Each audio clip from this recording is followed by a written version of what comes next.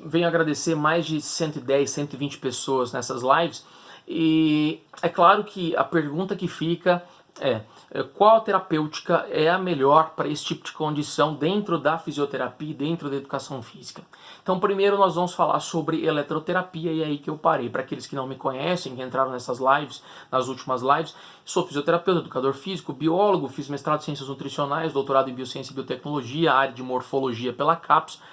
Tenho aí muito artigo publicado, principalmente na área de regeneração colagenosa, orientador de mestrado na Unesp Botucatu, também na área de regeneração de colágeno. Então veja, posso falar de cátedra com relação ao uso da eletroterapia.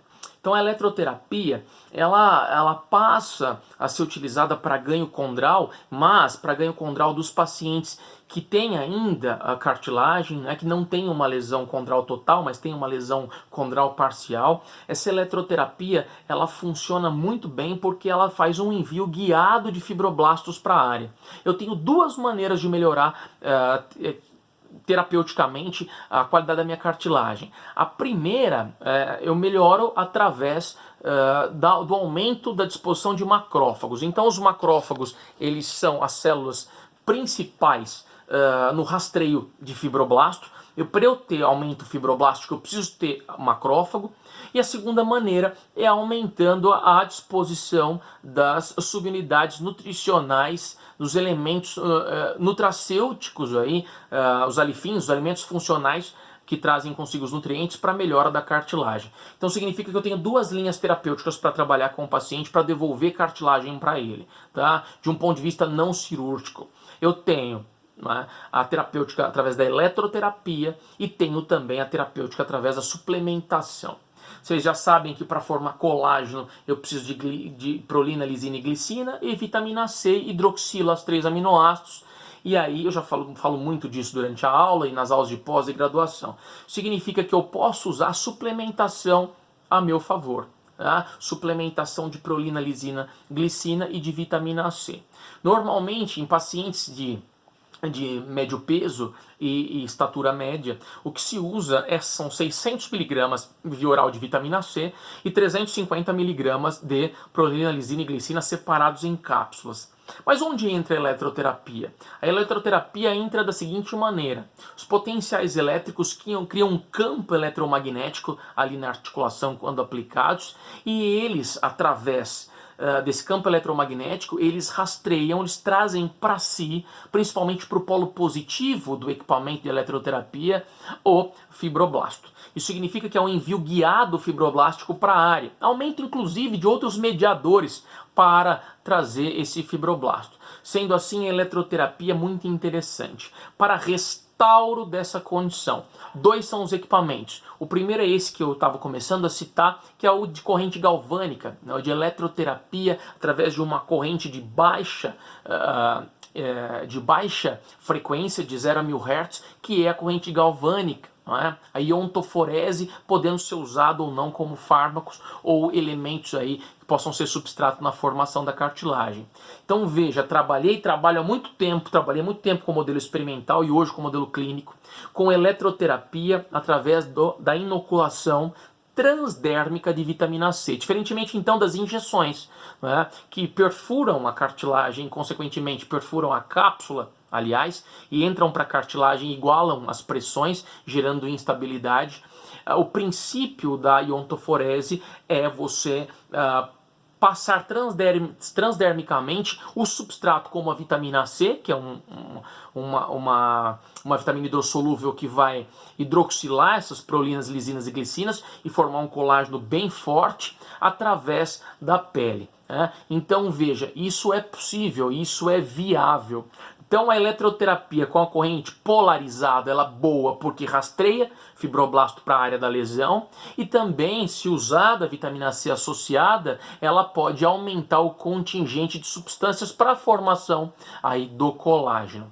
Outra coisa que eu gostaria de citar: muitas são as técnicas que auxiliam e provê a chegada do fibroblasto para a área. Duas são as que eu vou citar. Primeiro foi essa já falada, que é a corrente contínua, a iontoforese, e outra são as ondas de choque. Qual a diferença entre iontoforese, por exemplo, e ondas de choque? Vamos então para a fisioterapia. Eu acho que quem vai se beneficiar um pouco mais com esse conteúdo nesse momento é a fisioterapia e depois a educação física com as dicas de treino de força. Então, para o pessoal da físio que usa a eletroterapia, os dois equipamentos de eletroterapia, ondas de choque, shockwaves, são interessantes. São equipamentos de alta frequência. Dentro da eletroterapia eu tenho a classe dos equipamentos de baixa frequência, de 0 a 1000 Hz, os equipamentos de média frequência, de 1000 a 10.000, os equipamentos de alta frequência, acima de 10.000 Hz. O equipamento de ondas de choque ele pode aí prover 45.000 Hz, 50.000 Hz para o paciente.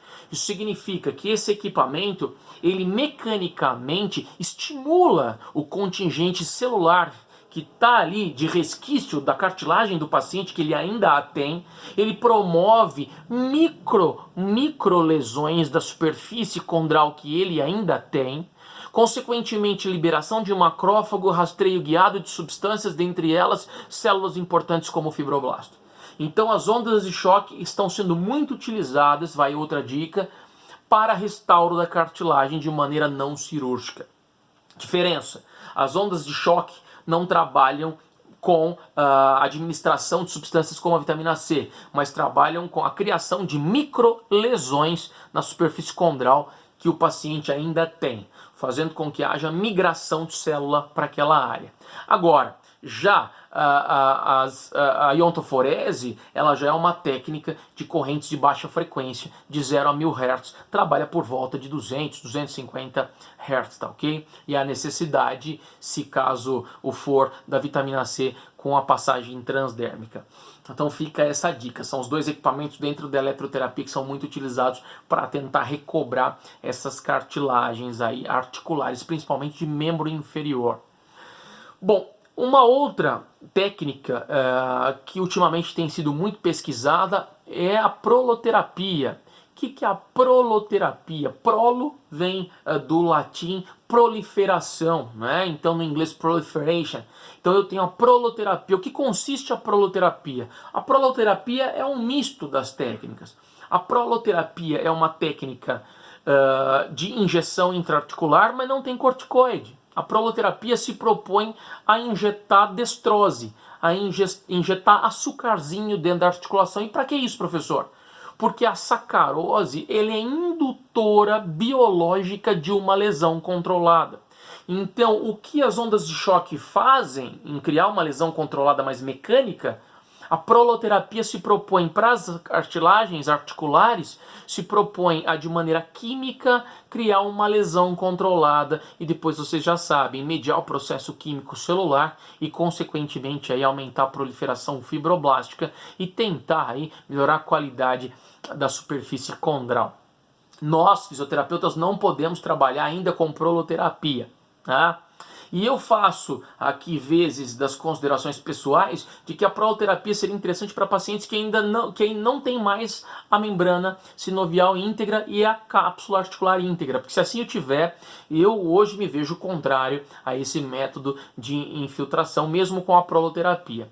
A ação da proloterapia de maneira química, ela faz com que essa destrose ela possa criar um ambiente hipertônico, né, bastante concentrado, muito concentrado, e faz com que canais vanilínicos, que são receptores de dor para as terminações nervosas livres, eles possam ser reduzidos. Então, principalmente a dor neuropática ela é reduzida com a proloterapia, com a injeção, por exemplo, de destrose, porque você tem um aumento da concentração, o aumento da concentração de sódio principalmente, e quando eu tenho muito sódio intraarticular, eu inibo os receptores vanilínicos, consequentemente a aferência de dor. Tá?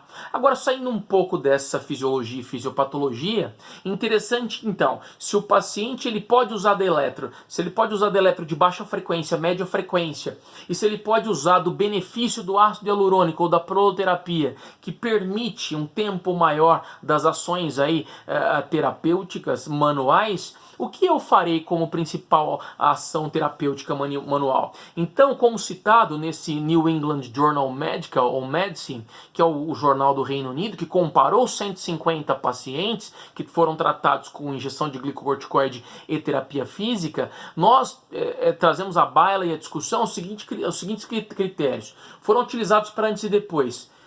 Redução da interlinha articular, joint space width, não é? Então, o distanciamento através do cálculo de Kilgram-Lawrence, foi verificado que esses pacientes eles tiveram um melhor, os pacientes com fisioterapia e terapia física pelo educador físico tiveram grande melhora de médio a longo prazo do que aqueles a curto prazo que se beneficiaram apenas com o corticoide. Tá? Por quê? Porque eles tiveram um ganho funcional de membros inferiores.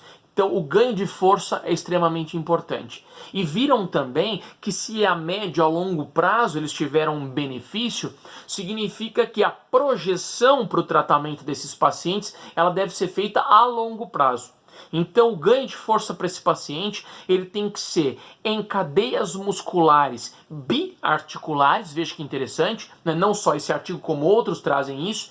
Então, cadeias biarticulares, pegar a reto femoral do paciente, pegar isquiotibiais do paciente, pegar adutores, principalmente o grácil desses pacientes, porque ganho de estabilidade e ganho de força está relacionado à diminuição de quadro doloroso e melhora das capacidades funcionais do paciente. Então, do que diz respeito ao tratamento com exercícios físicos, fortalecimento de grupos biarticulares. Nós estamos falando de joelho, então grupos biarticulares para o joelho são importantes. Por isso que eu bato sempre na tecla do quê? Do fortalecimento de isquiotibiais, mais do que aquela consideração que a gente sempre tem de fortalecimento de quadríceps. Estou querendo dizer que não é para fortalecer quadríceps, mas não negligenciem mais uma vez o treino de força de isquiotibiais. Isso vai muito ao encontro do estudo que eu publiquei em 2014 na Revista Brasileira de Medicina do Esporte, onde nós comparamos pacientes que passaram por fortalecimento e o ganho de fortalecimento nessa trajetória desses pacientes geriátricos